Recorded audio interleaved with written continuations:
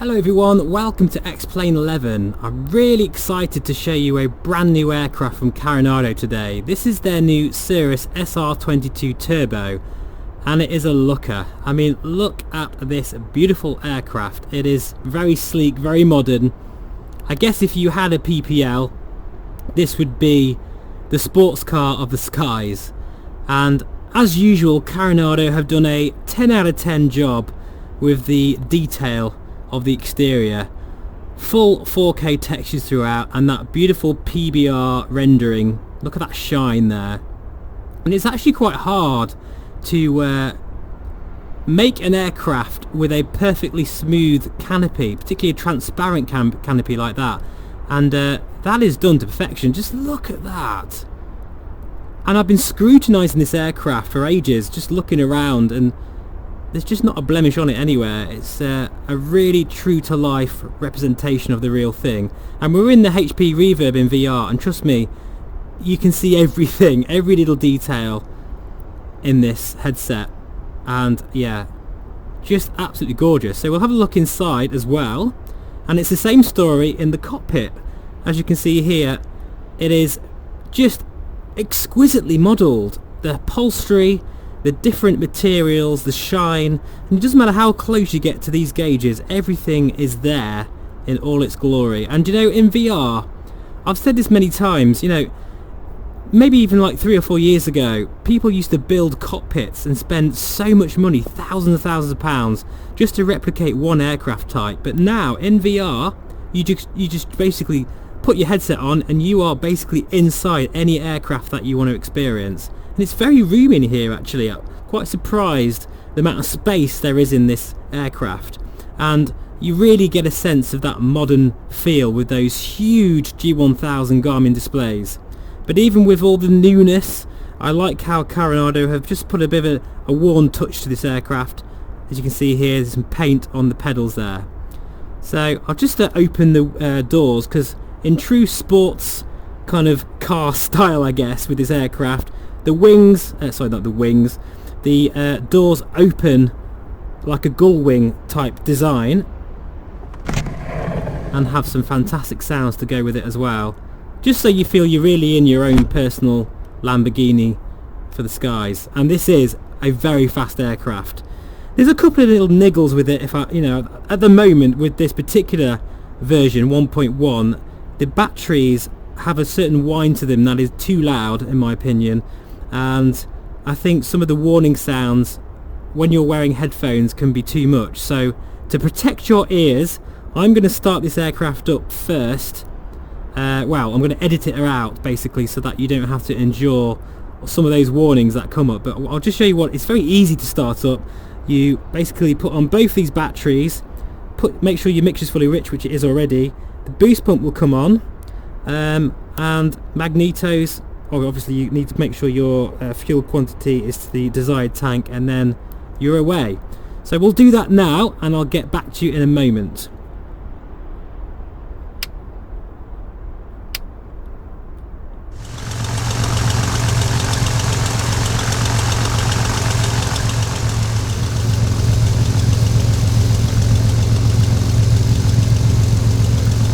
As you can hear as I pan around the aircraft, the F-mod sounds, as they call them, are really nicely done. And I'm quite surprised that this engine has quite a throaty sound to it and gives it a bit of character, which I wasn't expecting for such a modern aircraft. Right, so we'll put the avionics on here. And as you can see, we've got a bit of a welcome screen here as it initialises. We can press enter. This is the, as far as I'm aware, the default X-Plane 11 Avionics package, although it has a few little tweaks of course, like you can change this view to have the engine information here, which is very nice. I like that. You've got all of your, you know, the RPM, manifold pressure, oil temperatures and pressures, even your volts and electrical information there. Your oxygen, this has got an oxygen tank which can deplete as well if you switch that on, which is very cool. Also, to control the FMS and the various functions, you have sort of a multi-function display here, which say, for instance, we get the ATIS for Shoreham. By the way, that's where we are, Orbx Shoreham in the UK. To change that over, we need to select COM, and then we can change that like that and get our ATIS. But yeah, you kind of really do feel like you've made your millions sat in this aircraft. Absolutely beautiful. And the way it taxis as well, a lot of the aircraft in X-Plane can be very twitchy on the controls, but this feels very sure-footed. And it's funny, it doesn't really matter what type of aircraft you buy, whether it's a really expensive TBM 900 or something cheaper and everything in between. There's only a certain amount of aircraft that have a feel about them, like a real character when you're in VR, and that feeling of being inside the cockpit. And you can just feel like, you know, you could spend hours in that cockpit, and this is one of those aircraft, without a doubt. It just feels right, if that makes sense. Some trains there, all disappearing. They say we're at Orbx Shoreham in the UK. That engine is quite a sound, isn't it? It just sounds really purposeful and very throaty. Love it. I love how the PBR shine is just on that panel there as well. Lovely. Liking it a lot. So what we'll do is we'll just get on the centre line here.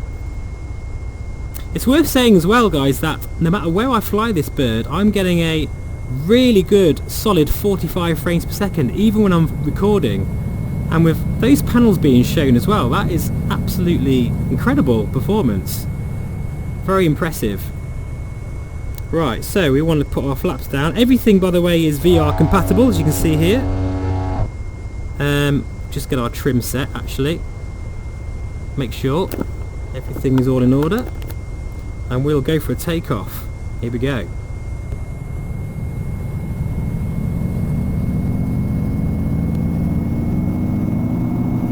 Takeoff power is set. Now, I feel a bit of P factor there coming in, so I'm just putting in some right rudder just to compensate for that. And before you know it, we are going to be airborne.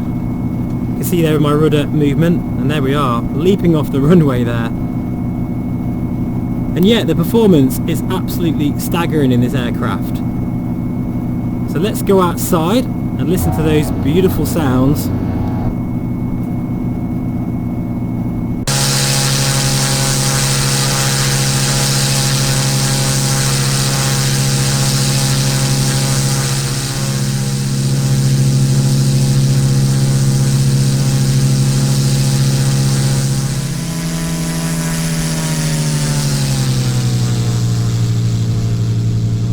Very nice indeed.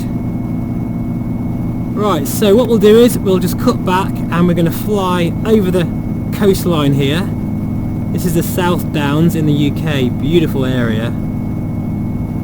And we'll have a little look over at Brighton. Now this is a slippery beast, it really is, and you'll see here... Whoops, I didn't put my strobes on. Never mind. Look at that, we are already at 150 knots. So this is much faster than, say, a DA62, I think, which is a twin engine aircraft. This is just a single prop aircraft, and that turbo makes a lot of difference. And the visibility as well is superb, because that wing is quite low down and it's quite thin, if that makes sense. So say in a Cherokee, that huge wing really dominates your view of the terrain, and of course with a high wing like a Cessna you don't really have that full benefit of looking for other aircraft. So this kind of has the best of both worlds, as well as having that single prop performance.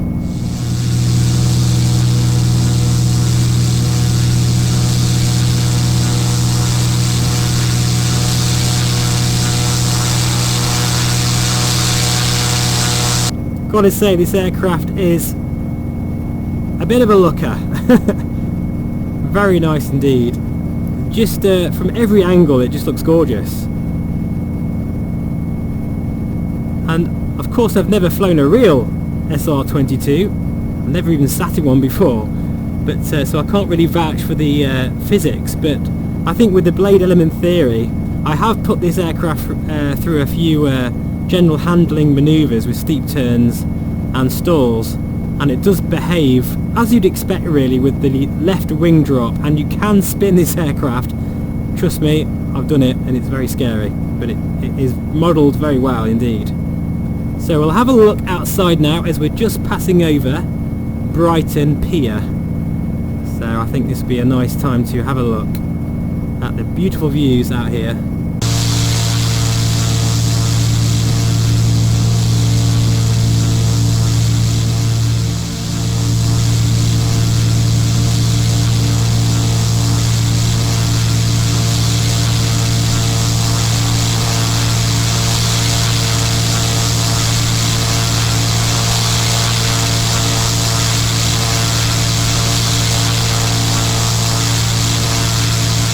Very nice indeed. I love the visibility in this aircraft.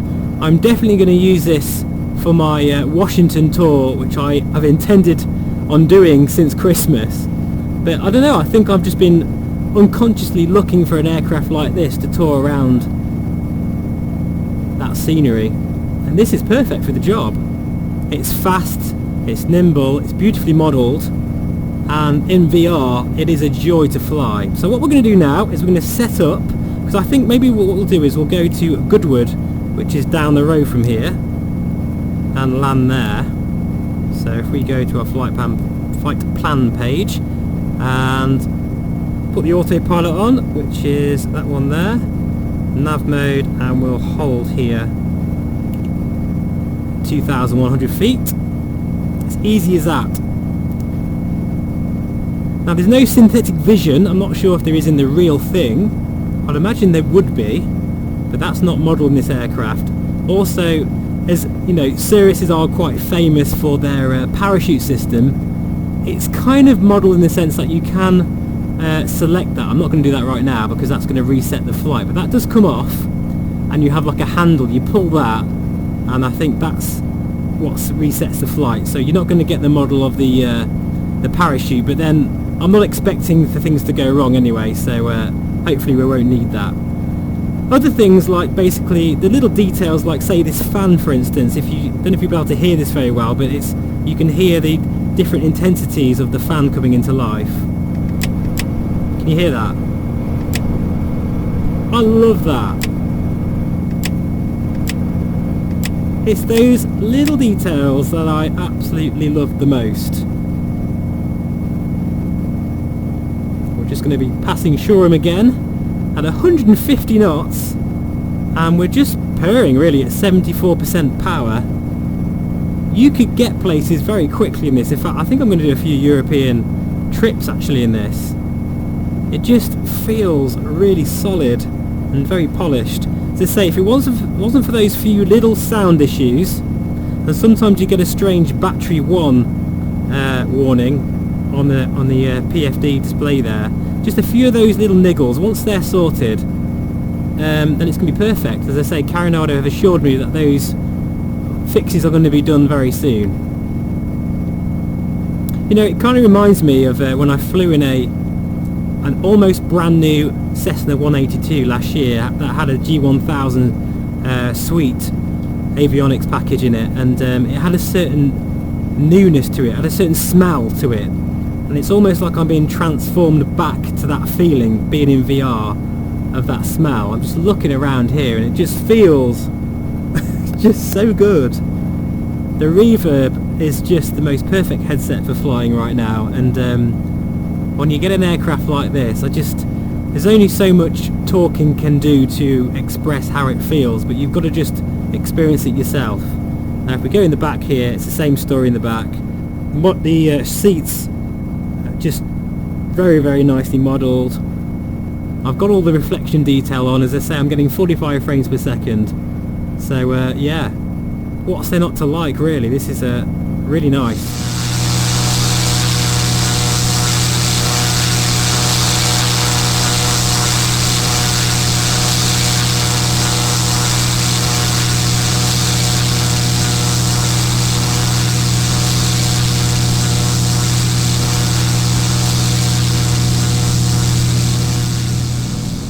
I mean, we're nearly at 160 knots now. Incredible. You can't beat a fast, sporty little GA aircraft like this. It must be incredible to own one in real life, but to be honest, sitting here in VR, I feel like I do own my own personal Cirrus. It's great. We'll put our landing light on. And we are looking out for that airfield.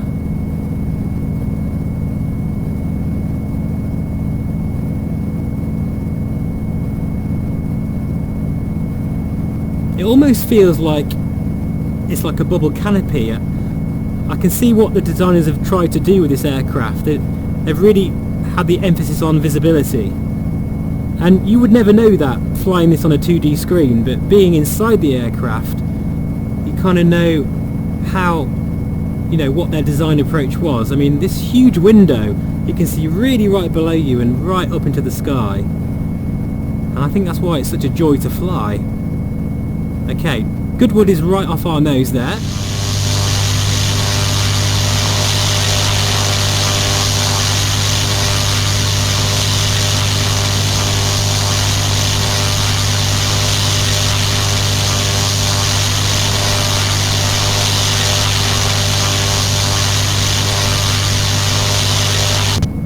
Wow, absolutely gorgeous. And this area is absolutely beautiful as well, and full of detail. And there's some aircraft you wouldn't be able to get away with this level of performance. Absolutely not. But for whatever reason, it's optimised very well for X-Plane 11. And Carenado have been making aircraft for X-Plane 11 for a long time now, and I think as performance goes, it doesn't get any better than this. It really doesn't. Right, so let's see where the... Right, okay, we need to just turn onto our downwind leg. How's that for detail? And you can see it really well in this aircraft. Wow, that's a beautiful church down there. So it's a very slippery beast, as I say, and our fuel quantity is getting low here, so we'll have to adjust that in a moment. We can put our fuel pump on. And then to our right tank, check for the fuel pressure is stabilised, and pull that off. You see the sound there of the fuel pump, very nicely done. And we're still going 140 knots, which is really fast for a small prop aircraft.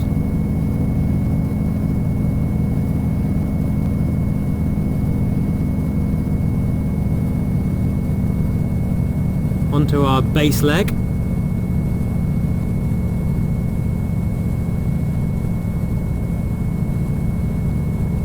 I love how this aircraft feels. Doesn't feel like it's on rails either. It moves around in the air like you'd expect it to. I can see myself doing a lot of flying in this aircraft.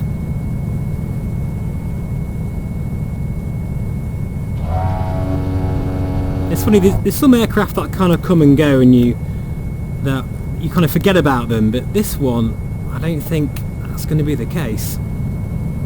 So we've got a bit of a crosswind here, actually 14 knots, so we'll have to compensate for that.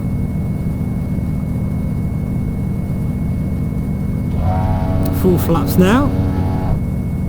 A little bit of turbulence. So we are using active sky. Look at that for a view there. So realistic. I like how the power is shown there right in front of you as well, so you don't have to look right over there at the power settings. It's right there in your line of sight. I think the cockpit of this is probably one of their best ever. But anyway, let's concentrate on this landing and see if we can spot any Ferraris racing around that track.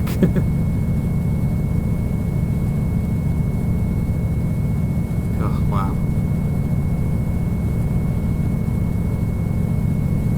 No, not today. Oh, okay, there we go. Into the flare. Oh, that was a nice landing. I'll take that. Slow down and then just gently apply the brakes here. And welcome guys to Goodwood. What a pleasant flight that was. Absolutely brilliant.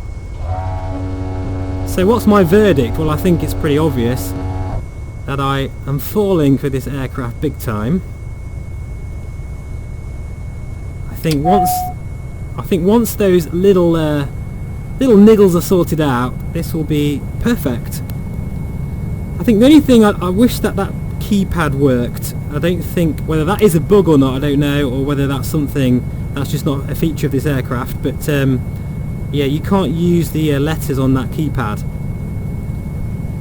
But I really am, I'm trying to nitpick here as much as possible, because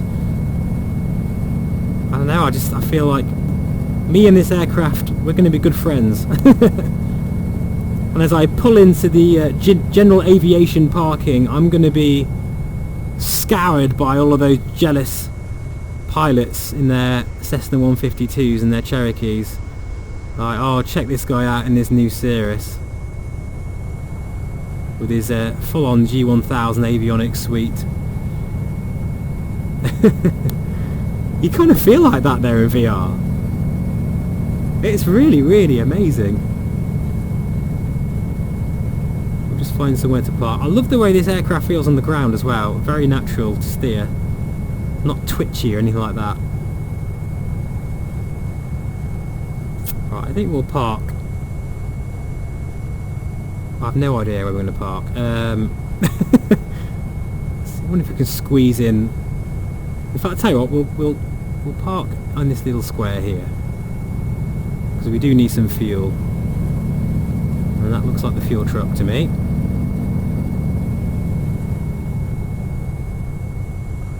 There we go.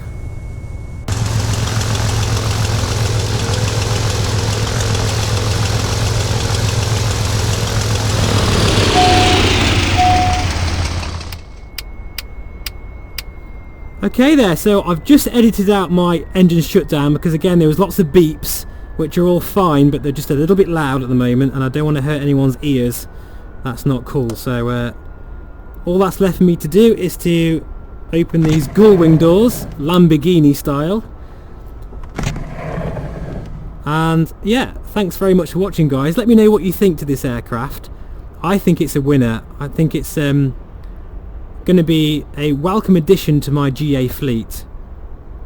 I'm now going to go and book a Ferrari test drive somewhere, if anyone's around. And yeah, take care, and I'll see you again on the next one. Bye bye for now.